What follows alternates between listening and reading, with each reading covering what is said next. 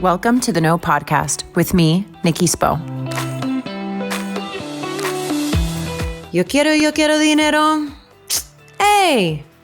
You guys know by now that I love to start my episodes off singing a little song. You didn't know that you signed up for this, did you? Anyway, welcome to another episode of The No with me, Nikki Spo. Last week, I told you my money story, and today I am going to have an expert on the show, a money mindset expert on The No with Nikki Spo. Her name is Laina Caltagirone. Laina is amazing, first of all. She is an NLP certified life coach and teacher of modern spirituality, mindset, and manifestation. She creates courses, runs group programs, does private and corporate coaching, and is the owner of the international wellness retreat, Soulcation. Her mission is to empower people everywhere to create their own dream life. Today, we are talking about how to do that in regards to our money. So let's dive right in. Let's go with Laina. We got the dogs on the pod. We have Pumpkin, who is here today as a representative for Laina. And we have Rosie Spo, who's representing Nikki Spo today. They're joining us on the pod today. Pumpkin is a Frenchie. Rosie's a mutt. And they're here to have a good time with us. Laina Caltagirone. Did I say it right? Perfect. Did I say it right? Nailed it. You fucking nailed it. I nailed it. Laina, man, I am so glad that our worlds collided. I loved chatting with you on our preliminary call, and I feel like our energy was just off the charts. I love what you're doing with your life. Thank you. That's so sweet. And I'm so grateful to be here. Again, I told you this already, but this is the most prepared podcast event I have ever had.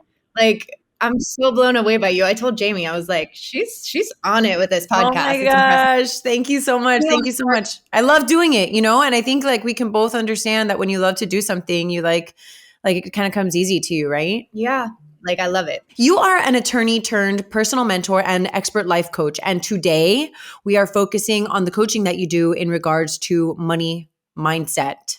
So this episode is actually a follow-up to the previous episode that I aired last week, where I got really vulnerable and discussed my own personal money journey, which was rough around the edges, to say the least. But clearly it is not the only way to go about establishing the relationship that we have with money. And we cannot go back 15 years ago and start saving our pennies the way that I did, which in hindsight, as you know, my relationship with money was very much lack mindset. And that's how I was able to save.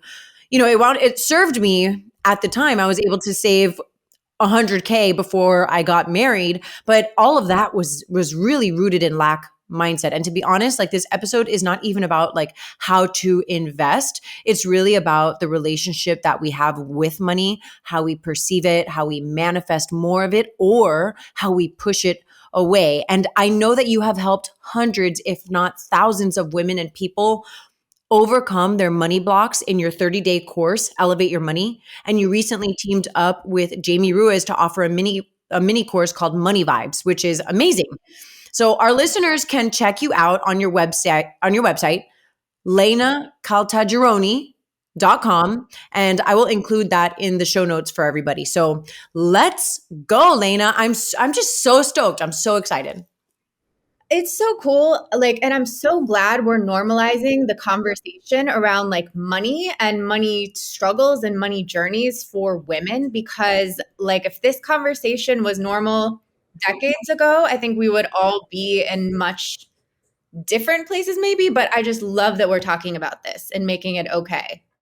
Me too. I feel like it was really taboo to talk about money, and it was really for women to talk about money. Men could talk about money till they're blue in the face, but I think it was different for our generation. But I do believe that it's changing, and I'm what I feel, Laina? I feel really grateful to be part of that conversation, to be part of that shift for women, so that women our age, and who knows, maybe even women older than us are screw this. I need to start having these conversations about money shame-free.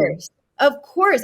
Shame was the word that was in my head when you were saying that, because I think no one discusses this typically. And so we all have our weird habits or fears or scarcity mindsets, but we feel we're on our own in it and no one has it. So we feel like shame. Totally. And I think that's every age, like literally every age. Totally. So I shared in episode 29 that I was able to save the 100K of my own hard earned money by the time I got married, and what a rocky, difficult ride that was, and how, it was rooted in that lack mindset mostly, but it was ultimately also like very empowering for me. And I want to know, Laina, what is your money story, girlfriend? I'm still on my money journey, right? Like I'm still on my money journey. And I think I had like a money awakening. I I had a money awakening. I didn't know about money mindset. I didn't know about lack, scarcity versus abundant kind of thinking, wealth consciousness. Like all these conversations were an awakening to me. I wasn't really taught much about money. Like I don't have the story that money was a struggle in my family. That wasn't my story. I didn't grow up with a super struggle around money. I had more than enough, but I never ever knew how to manage it, take care of it. I always felt like it was going to run out. I always felt it was this weird concept that I didn't understand. It felt like it had power over me. And I really never saw myself. I didn't know, I didn't even know to think about being organized with money or managing it. Like all of that was off my radar. And it's not to say like my parents did a bad job with it, but it just wasn't a conversation. It was like, don't spend too much and like make money and don't spend too much was like the extent of my knowledge. I shared previously also that like my upbringing was like, well, like we had enough, like it wasn't deprived by any means, but my dad was like a super saver. Like everything was saved. Like anything extra was saved, save. So I never learned how to like enjoy myself. And I also got to a point where I didn't let people take care of me, which I think we're gonna talk about that in a little bit, because I think that part of this whole big thing is like how we see ourselves deserving of care in the form of the energetic exchange that is money, right? So why do you think that we as women feel so awkward about talking about money? Like, where does that shame come from? Oh my gosh. I mean, I don't know where it comes from, but I do know so much of this stuff is it comes from society and it comes from our parents. Like and or from our family or how we were raised. And we come to this adulthood with these learned behaviors and thoughts and patterns that we either saw from other people or got from our parents. Like you said your dad was a big saver. I'm sure you found yourself having some of those same tendencies, or maybe even going like totally against it because you were like, oh, I don't want to do that. So it's like we get so much of our own personal patterns and habits and thoughts from the world around us, and from parents, society, and things. And until we realize and choose that we want to do money differently and we want to create our own beliefs and we want to create our own money story and truth and reality, like from that moment is when things can change. Yeah. So it seems like it's almost generational, right? Like we get it from our parents, but they learned what they learned from their parents, right? And the people in their lives. And so, oh my gosh, it's like this theme comes up all the time in the show. It's just like a lot of the things we do are generational, right? And so we're the breaker of chains where we are going to like step out and we're going to normalize these conversations. We're going to make our own stories, like you said, about every single thing in our lives. We're the wake up generation. We're like conscious now for the first time breaking this chain. And now we get to choose instead of just inherit. Okay. So where do you think like the stress comes from? Because like I know that I experience stress. Like, is that also like a parent thing? Is that something that we learn from our parents? I think everything is mindset. So I think, yes, it stems from parents or family or from just something outside of us. It could have been something we like witnessed, but I think the source of everything, stress, fear, anxiety, is all our mind. Like our brains are conditioned to protect us, like not to get too far into this, but we have like reptilian brains from when they used to be like, it used to serve us to be scared of everything. Back when we were like starting out as like humans back in the day, we used to have to remember, okay, that berry is poisonous, so let's be scared of all berries to protect ourselves. So we have this fear mechanism built into our brain in order to protect us. We don't have those like very obvious like threats anymore, like animals and, but we have mental threats. We have that we create because that fear response is still produced in our brain constantly. So unless you start to like really do mindset work and notice where you're in fear and notice when you're in old patterns and like deliberately shift it and put a new thought in, then those same fears, they always are going to come up. So to do this just all in your mind is very hard and confusing because it's hard to sort and sift what's in your mind. It's hard. So I love journaling and writing things out to get more clarity and really see clearly on paper, okay, this is my money fear. This is if you really sit down and you kind of do this brain dump and you're like, what are all my fears around money? What are those constant thoughts that keep coming up around money? This is not enough. You're never going to be able to save enough. You're not good enough. Like money always runs out. Money, like go ahead and list like every single thing in your mind negative about money and constant about money. And then you have to really look at them and you have to do the mindset work for each and every one. And I recommend doing this as like a big process and probably more over time. But for each and every one, what is this thought about? Where did it come from? Do I want this thought anymore? The answer is always going to be no. So, what is a thought that I want to replace it instead? And then physically cross out that old one and write the new one out. Can you give us some examples? Like, okay, money. Okay, so let's practice here, right? Like, money will always run out. So, okay, this is also really good. This is where being an attorney really serves me because say I discover that that's like the central thought, money will always run out. So I have to look at that objectively. Okay, is that always true? Is that necessary? And then I have to put my attorney hat on and give myself some evidence. Okay, like, does it always run out? No, not necessarily. Okay, so can I find a way to save some? Do I always have the ability to earn more? Why do I feel like it's always going to run out? And kind of like really think through that thought and give yourself some evidence to prove that that's wrong. Just so that in your heart and in your mind, it takes root that this is a false belief. What about people who actually do overspend? Like, okay. How do they deal with that? So then you have to ask yourself, what do I want instead? So maybe this has been my past pattern, and it's been my past pattern because this belief is within me and it keeps creating this because this is what I believe. But now I'm going to look at it and I know that I get to create my future. I'm the designer of my life. So this has been my past. I'm going to acknowledge that. I'm going to forgive myself for it. But now, at the moment, I'm going to choose again. So what is the reality that I want to create? I want to create the reality that my money consistently grows, that I always have more than enough, that I believe in myself to hold on to money and to earn whatever I need. And so choose a few of those thoughts, write those down, and then that is your mindset practice. I always say practice makes progress. Like, and everything is a practice, like even like, meditation, right? That's why they call it practice. Like, it's not easy. It's not, I personally, I'm speaking for myself here. Like, meditation for me does not come easily. I have to do it on a daily basis to like reap the rewards from it. And I think the same can be said about anything, whether that's like somebody on their fitness journey, on their wealth management journey, you know what I mean?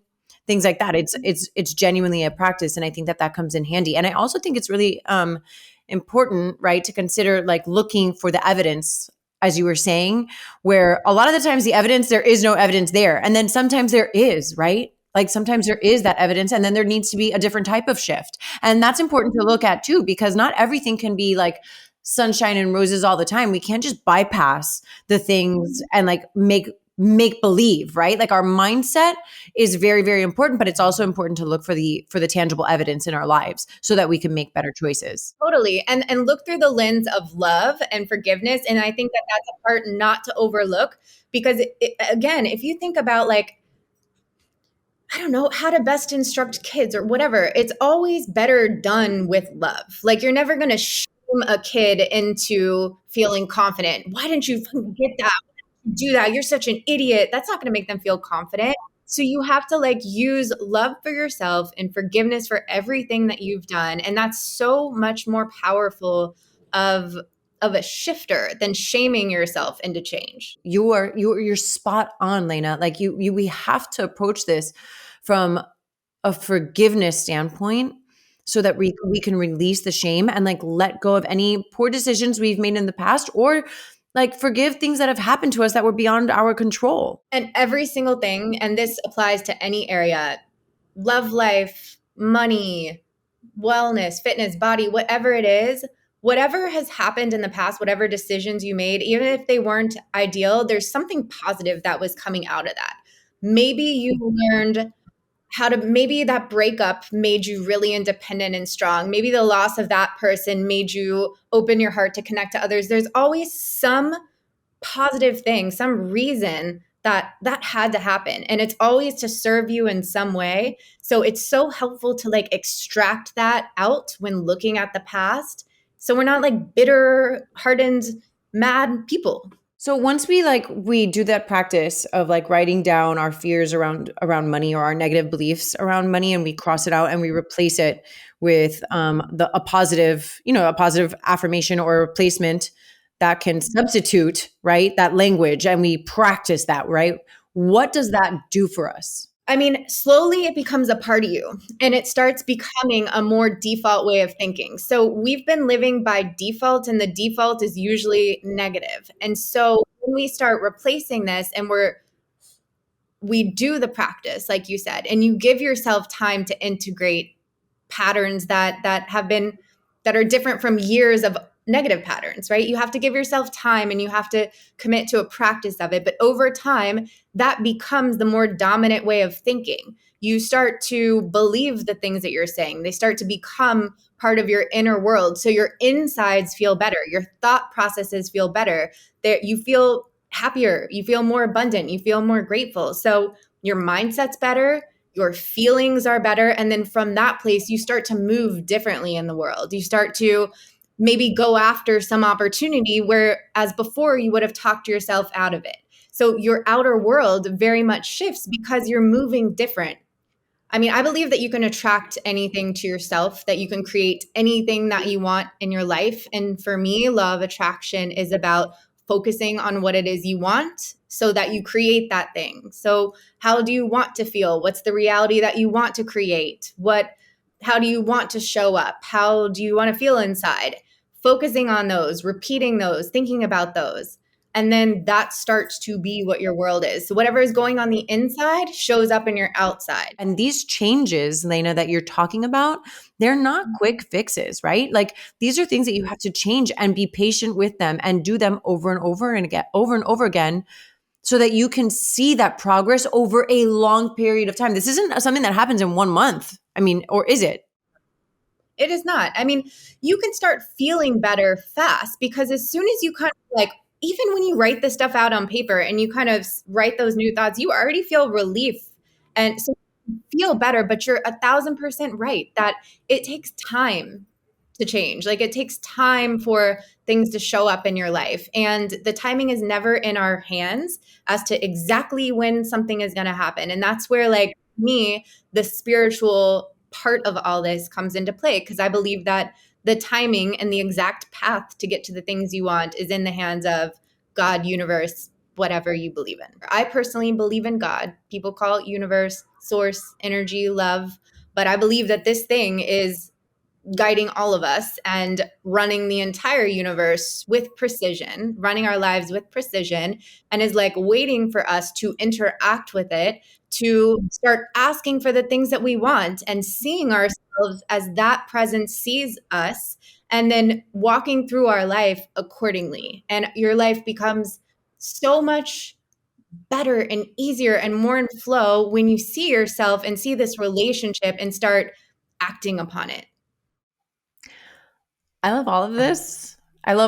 I always used to say, which is so funny because I used to keep my mouth closed all the time, but I always used to say, closed mouths don't get fed.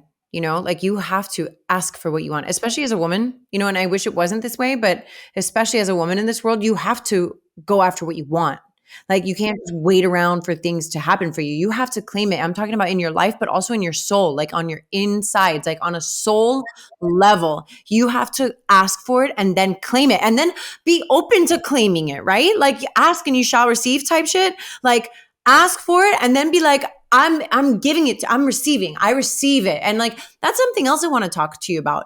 Like I had a real big beef, and like people know if they listen to the episode, with being taken care of. I did not allow anybody to take care of me. Like on any level, any capacity, because I was like I never wanted to give anybody the power over me in a way.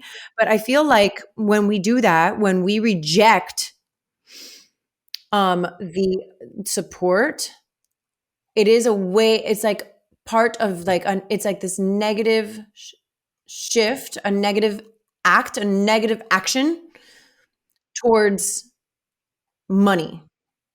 And not like on a like obviously on a tangible level, I can be like, okay, I'm physically not accepting your money. I understand that. But it seems like a rejection of the energy. I think that everything we're doing is communicating something to the universe.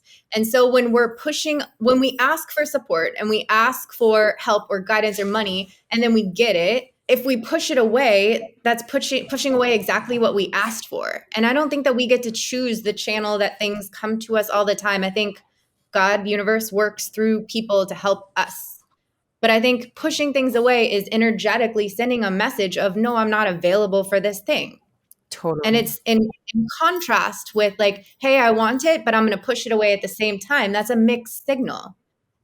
And because you're always communicating, it's like you're effectively saying, I don't want this thing. I know, like for so many entrepreneurs out there, like there's especially freelancers, right? We're like, people are like, what's your hourly rate, or what's your fee for your flat rate fee for this? And like we have especially women, I think, and you could say better than I can because you do this work all the time, but like we have a problem or a difficult time putting a price on our service, which is ultimately an energy exchange. It's a worthiness thing. And I do find that women struggle with this so much more than men. And circling back to what you said, which I think was so valuable and key, is that women, we have a difficult time, more difficult than men, asking for the things that we want. Like men are shameless. I see my fiance doing this all the time, asking for the things he wants very easily, very clearly, very strongly. Like even if he like, I don't know. And I think as women, it's a lot harder. And it's also harder, I see with entrepreneurs, for us to like price ourselves and price our services. And we take it personally, and it's tied to our value and our worthiness level. It's all connected. Okay, what are 3 of your main takeaways? Like what can our listeners and I do today to shift our relationship with money? So first one that comes to mind is drop the past. Like literally drop the past. I always tell my clients, like, the past literally only exists in your mind, and it has no bearing on where you're going to go. So you must forgive and forget the past.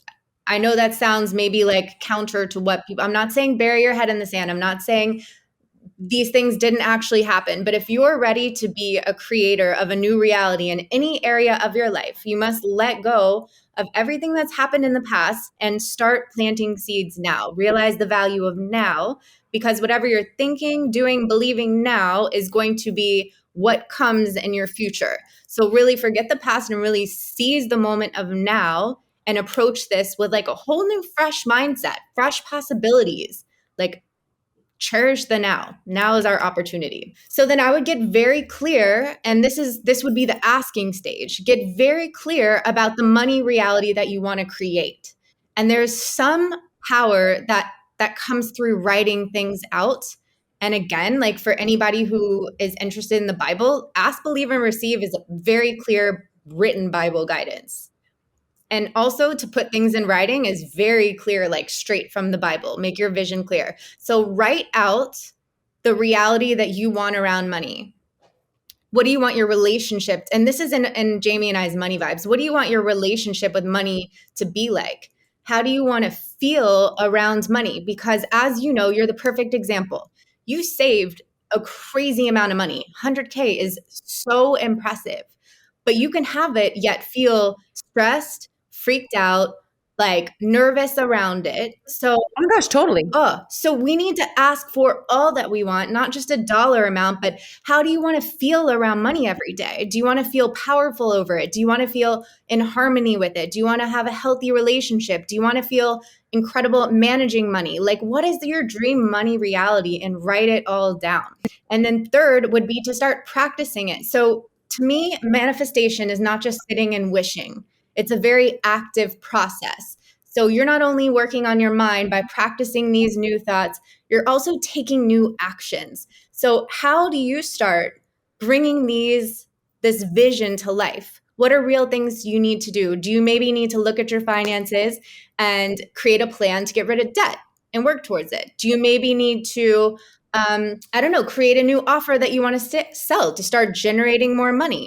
Do you maybe want to hire someone, a coach or someone to help you? Like, how do you start executing this vision in real, practical, tangible ways? And one part of that should absolutely be mindset practice. Like, start learning about money mindset, start bringing wealth consciousness kind of stuff through books, audios, podcasts, like flood your mind with things that are in alignment with what you want to create. And there's so many products out there. I mean, like I can't tell you how many like money podcasts there are alone, which are free.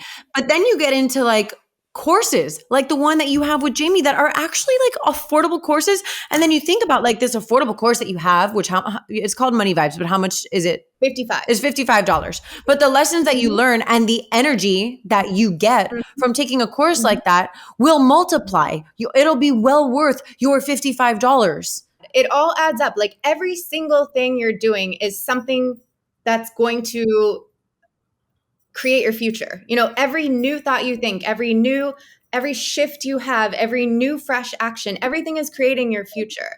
So yes, everything matters. Like, and also who you're around, even if it's who you're around digitally, is so impactful on where you go. So if you're around a lot of people who are very negative, very comparing, judging, I would be really mindful about the conversations you're a part of, the energy that you're around. If you really want to create something new, all of that matters. So the way you get into the energy, so we don't know tons of millionaires, right? And we can't be in that kind of conversation. That's where the podcasts come in. That's where the books come in. Go listen to Gary Vee. Surround yourself with what you want to become. I love that. And I love this. I'm so excited that my listeners get to have access to you, Laina. Like honestly, it is such a gift for my listeners to have access to somebody like you who believes wholeheartedly in what they're doing and can shift money relationships for people. I mean, I know that your coaching goes far beyond the money mindset coaching, but like this specific thing, it's just such a difficult thing for a lot of people to talk about. And I'm just so grateful to have you on the show today. I'm just so happy. This is the gift that you're doing. And trust me, like, for anyone listening, like, a podcast, this is a full job. This is your time. This is your effort. This is your heart. This is your money. This is your attention. You put a ton in this. And that, like, we can talk later about monetizing or whatever, but this is incredible what you're doing for everybody. So thank you for saying that. And I feel the same way about you. And I really just think, like, women are incredible. And I think we all have things to learn from each other. I think you're creating that in your community. But like, we can do a lot of good shit and we can create really amazing lives for ourselves and a ton of money and great love. And I really believe we can have it all. So I'm excited to be part of this conversation. The things that you dream of, like the things you have visions about, whether you want this amazing, healthy relationship, but maybe it's not here yet, or you want money freedom, but that's not your reality right now, or you want to start a podcast, but it feels so scary. Like, the things that you're dreaming about are meant for you. Those are things that are meant to be in your life, and you're getting a glimpse of it now. And so I would just encourage everybody to like make moves this year, like make moves, believe in yourself. And like, actually it sounds corny, but like move towards your dreams because it's fucking real. Like it's real. That's my end message. I can't even. This was so amazing. It was like better than I could have ever planned it to be.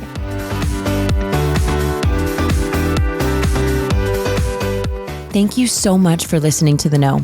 If you loved this episode, go ahead and share it with a friend.